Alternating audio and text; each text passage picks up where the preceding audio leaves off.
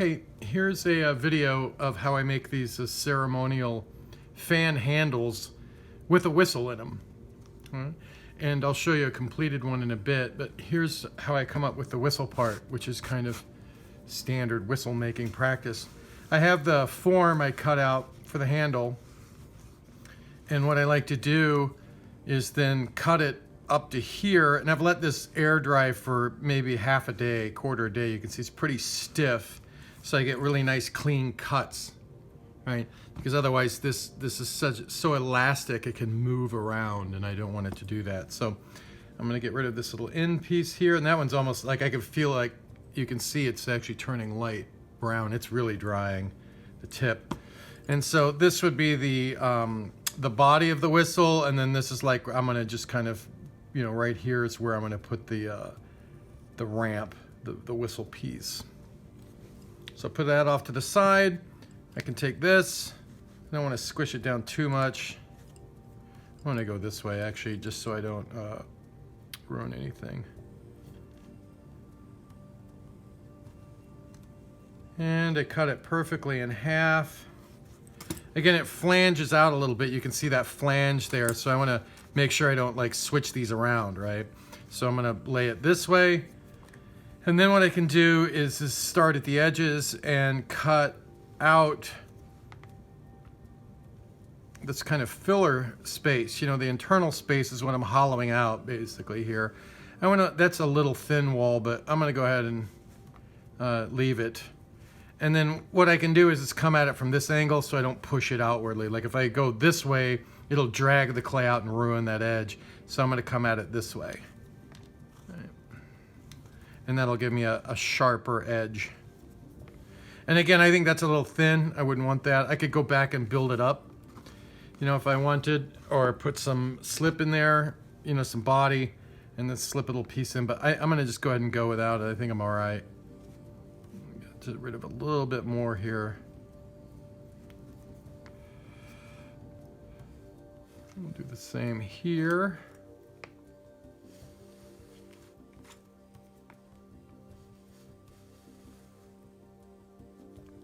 And again, I'm gonna spin this around just so I don't drag the clay out of that edge. I wanna keep these edges pretty good, this edge and this edge, so that when they fit onto the piece, they'll be tight. So that's pretty good. I have my slip here, right? And I can take a little bit. I just added water to it, so it's gonna take a little while to thin back, but I can grab some usable stuff in there. Oops, and I want to score this. So again, do the hash marks to score the edge. Always good practice. The scoring, you have to, I mean, you can't just pinch it. And if we don't do it, it can very easily just pop apart in the kiln.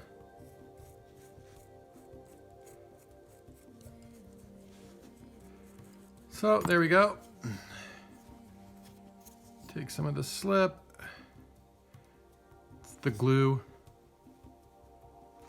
So I can find some, there we go.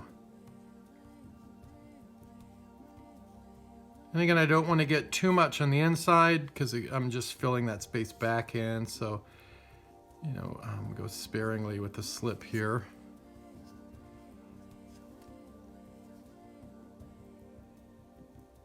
Again, that's way too much, so let's pull some of that out. There we go. That should be good. Make sure you have the aligned pieces. And here I can just squeeze them together. Again, like I said, this clay is about a half day air dried, you know, from when I cut that piece, and that has really stiffened it up a lot. I find that this entire process is all about like understanding the right consistency and dryness of how to use the clay, like when it's malleable, because sometimes it's just too wet and this would all collapse on itself. So there I have my I have the whistle body basically, or the handle of this piece. There we go, that goes that way.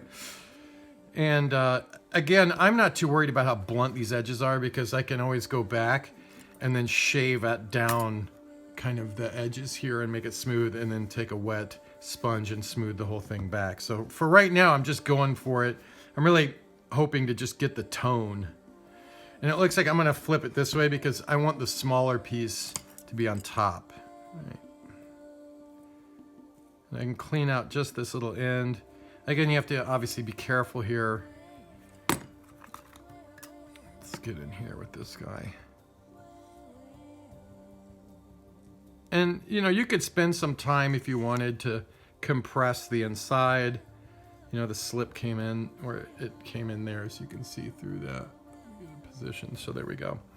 Now I'm going to make the actual vent ramp for the whistle. So I start by cutting in a little space. So I'm like to go just about that far. Maybe I can go even a little farther. Again, these are all, you know, the body size is one aspect of how to get the tone. The distance that the ramp is from the air port as you blow through is a whole nother one. It's really strange. There's kind of a ton of different little aspects to what creates the tone that we're looking for. Now again, although this is sitting all day, I'm gonna kind of make sure. I think that one's too big. Let's try this one. I'm gonna put this underneath the clay to support it. Right, so this is quite literally pushed up against the body of clay here. So now when I come down at an angle, I can shave off this aspect for the ramp. So there's one side. Again, be careful with the knife. This knife isn't really that sharp. I've just, you know, that's how I can hold it with my fingers and not cut myself, so be careful. There we go. Again, I think this clay is maybe a little too soft still, so I might use the blowtorch on it here in a minute. Let me see if I can get a little more. There we go. Use these tubes, these different sculpting tools to get my ramp nice and smooth. And I want it as tight as I can get here. Now, there it is. I think I actually, yeah, you can see I went off when I pulled it out, it warped it. So let me go back, flatten that out. And again, there we go. I might go ahead and blowtorch this. One of the reasons that I hit it like this, and I don't want to do it until it gets too light brown or too dried. Hold on a second, let me do this.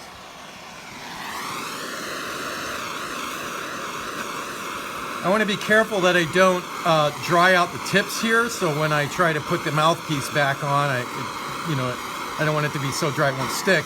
But what I want to do is to get the ramp tip to turn just a little white, so it's a little dry. And the reason I'm doing this is because if you put your ramp on there and you blow and it's wet, what it'll do is it might distort that edge, right in here.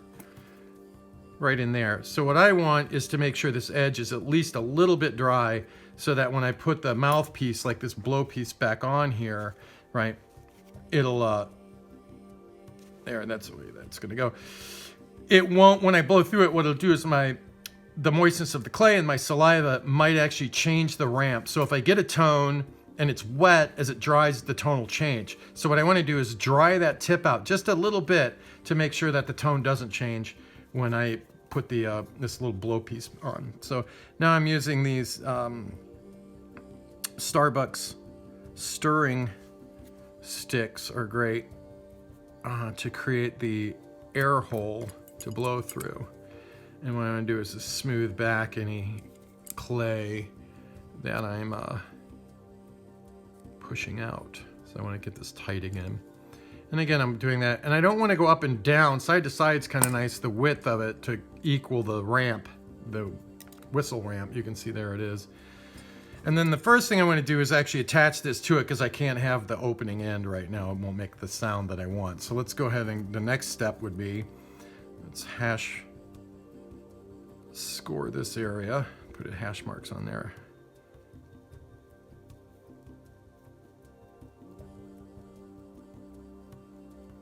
I'm just going to do the whole thing because it doesn't even really matter, right? It's all going to be hidden.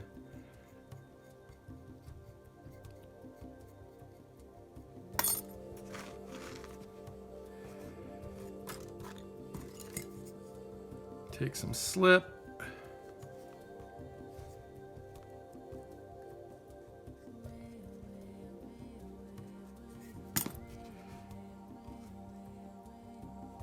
And to be honest, I think it's not enough. I'm going to put a little more.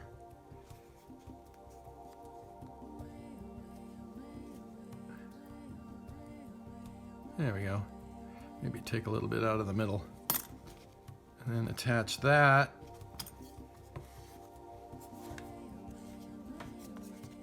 And then what I can do is smooth that back right now. Again, I'm not going to worry about this too much at this point because I'm going to smooth the whole thing back later. So really kind of what I'm trying to do now is just fill in the space, right?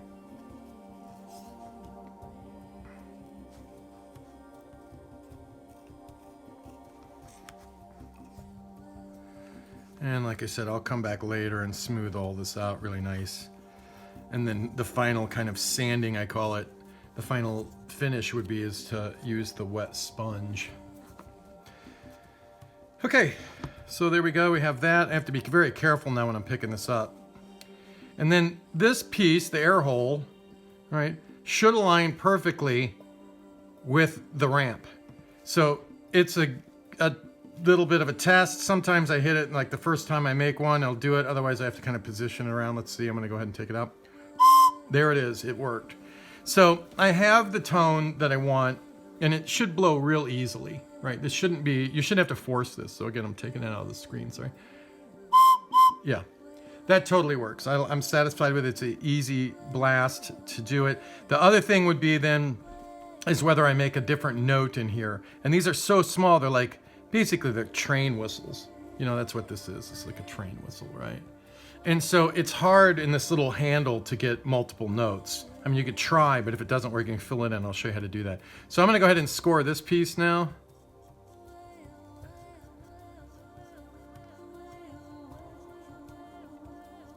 There we go. My mouthpiece.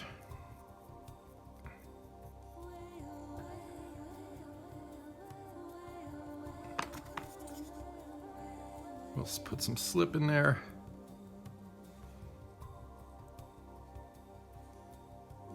And here you need to be careful not to get it up into the mouthpiece, because if you put some into the mouth hole there, and there I just did it already too. See, talk about it. It's kind of a pain in the butt to get this to come back. So once you've got that made, you don't want to mess with it again. And once you put it on here, you don't want to mess with it anymore either. So there it is. I've got that piece on. I'm going to smooth out the sides just to get it to settle evenly everywhere. It's a pretty good fit actually. And again, I don't want to worry about it too much right now. I'd really rather have it dry.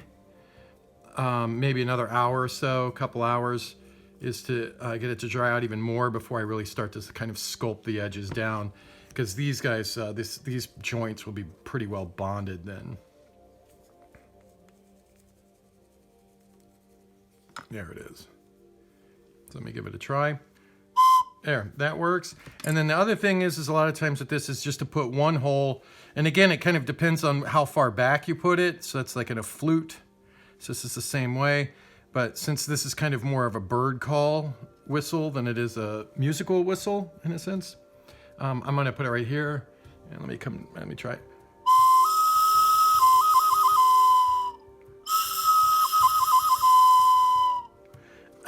I think it's all right. I kind of like it. I don't totally like it. I'm gonna make this a little bigger and see what happens.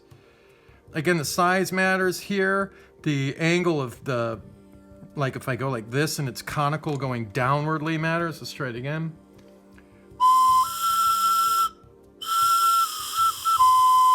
So you see, I'm actually losing the tone now. So what I'm gonna do is I'm gonna go back and plug this up because I'm not happy with it. And I'm gonna make a little cone and I'm gonna stick in there and plug that up.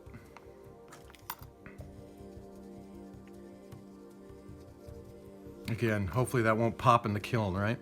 And I'm gonna try one back here, further back. There we go.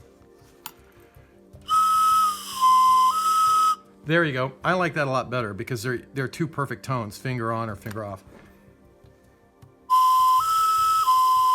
Perfect. I'm gonna leave it like that.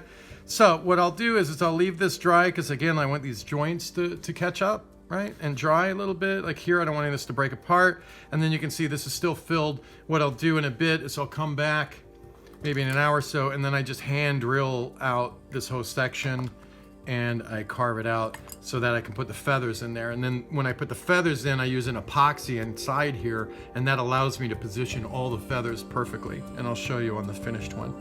There you go.